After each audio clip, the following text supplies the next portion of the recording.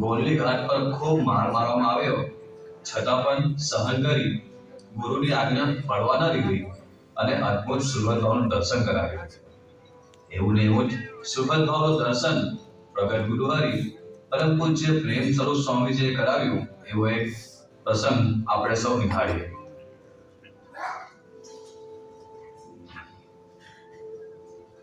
ઈસવીસન 1996 નો આ પ્રસંગ છે.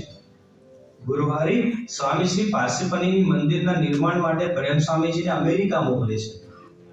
પ્રેમ સ્વરૂપ સ્વામી સાથે જોડમાં હરિસૌરભ સ્વામી અમેરિકા જાય છે. નિયમિત રીતે પ્રેમ સ્વામીજી અને હરિસૌરભ સ્વામીજી મંદિર અને ઠાકોરજીની સેવામાં હોય છે. એક દિવસ સવારે પ્રેમ સ્વામીજી ઠાકોરજીને જગાડી રસોડે જાય છે. ત્યાં હરિસૌરભ સ્વામીજી શાક સંભાળતા હોય છે અને પ્રેમ સ્વામીજી ઠાકોરજી માટે રસોઈની તૈયારી કરે છે.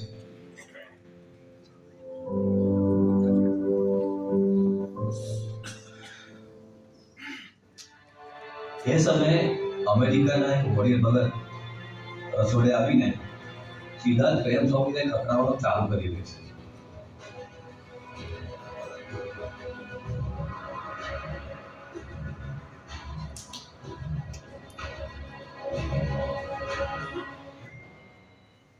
ન કહેવાનું કરે છે. કદાચ એક શેઠના કારીગરને નથી ખખડાવતો, એના કરતા વધારે પ્રેમ સ્વામીને ખખડાવે છે. એવું કહીએ કે ખાલી મારવાનું જ બાકી રહી જાય છે. ત્યારે પ્રેમ સ્વામીજીની કોઈ ભૂલ હોતી નથી, તે છતાં પ્રેમ સ્વામીજી હાથ જોડીને એ ભગતની માફી માંગે છે. પ્રેમ સ્વામીજી જેમ જેમ માફી માંગે છે તેમ તેમ એ ભગત હજુ વધારે ને વધારે ગરમ થતા જાય છે. ન કહેવાના શબ્દો કહીને એ ભગત એમની ઓફિસમાં જતા રહે છે.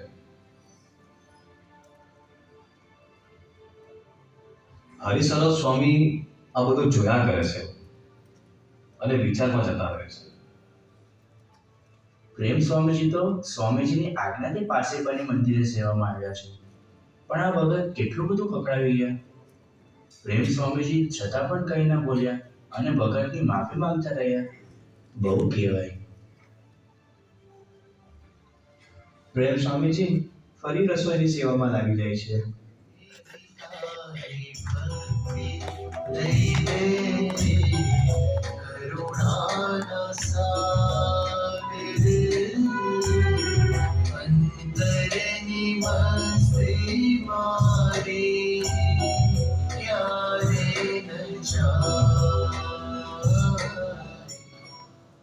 હરી, બટાકાના ઝીણા ઝીણા કટકા કરી આપતો.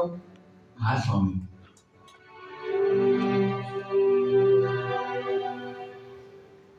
હરી, થોડું આદુ પણ છીણી આપતો. હા સ્વામી. થોડા પૌવા પણ બનાવી આપજે. હા સ્વામી.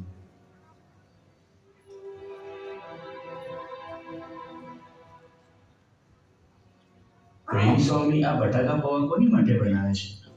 ચા પણ બનાવે છે. ઠાકોરજીને ચા તો ધરાવતા નથી, તો આ ચા નાસ્તો કોની માટે?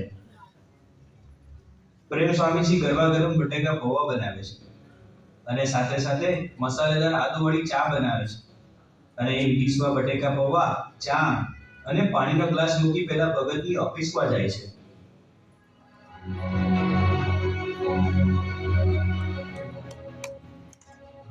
જય સ્વામિનારાયણ. આ ચા અને ગરમ ગરમ બટાકા પૌવાનો નાસ્તો લાવ્યો છું. આપ નાસ્તો કરી લો. મારાથી જે બી કોઈ ભૂલ થઈ હોય એની હું માફી માંગુ છું અને પાછી ભૂલ ન થાય એની હું ખાતરી આપું છું. કોઈ પણ સેવા હોય તો તમે મને જણાવતા રહેજો. જય સ્વામિનારાયણ.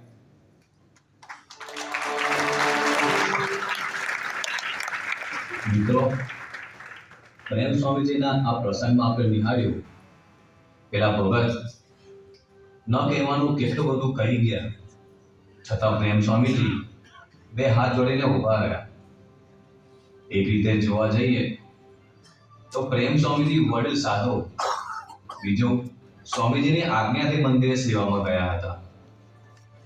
છતાં એક સામાન્ય સાધક પ્રેમ સ્વામીજીને ન કહેવાના શબ્દો કહી જાય, તે છતાં પ્રેમ સ્વામીજી એમની માફી માંગે છે. કશું જ બોલતા નથી અને કોઈ જ રીતે પોતાનો બચાવ કરતા નથી. કેમ કે સ્વામીજી એ ભગતનો સ્વભાવ નથી જોયો, ફક્ત સંબંધ જોયો અને સ્વામીજી જેવા અદ્ભુત સુગંધોનું દર્શન કર્યા. મિત્રો, બંને પ્રસંગમાં આપણે નિહાળ્યું, જેમાં ગુરુનું વચન સાદર પાડીને સરસ એવા સૌરભભાવનું દર્શન કરાવ્યું. આપણે સૌએ આ બંને પ્રસંગ આપણા જીવનમાં આદર્શ રાખવા છે. જ્યારે પણ ઘરમાં કે મંડળમાં પ્રસંગ બને ત્યારે આપણે સૌરભભાવ રાખીશું તો 27 ડિસેમ્બરનો સમય આપણો પોતાનો બનશે. આજે ગુરુ પૂર્ણિમાના પવિત્ર દિવસે ગુરુચરણે આપણે સૌએ કંઈક અર્પણ કરવું છે. તો ચાલો આપણે સૌ ભેગા મળીને સ્વામીજીના ચરણે ઠરાવ કરીએ.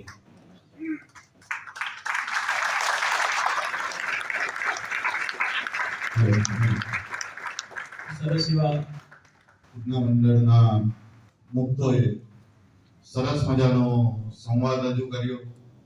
આપણને એવું લાગતું હતું કે જાણે આપણે સૌએ આજે ગુરુ પૂર્ણિમાના પવિત્ર દિવસે કઈક ગુરુચરણને આપણે અર્પણ કરવું છે. આપણી તો એવી કોઈ કેપેસિટી નથી કે ગુરુને આપણે શું આપીએ તો ગુરુ રાજી થાય.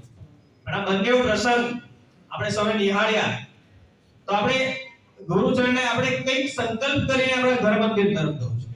તો આપણે એક ઠરાવ કરીએ, આપણે સૌ સાથે ઠરાવ કરીએ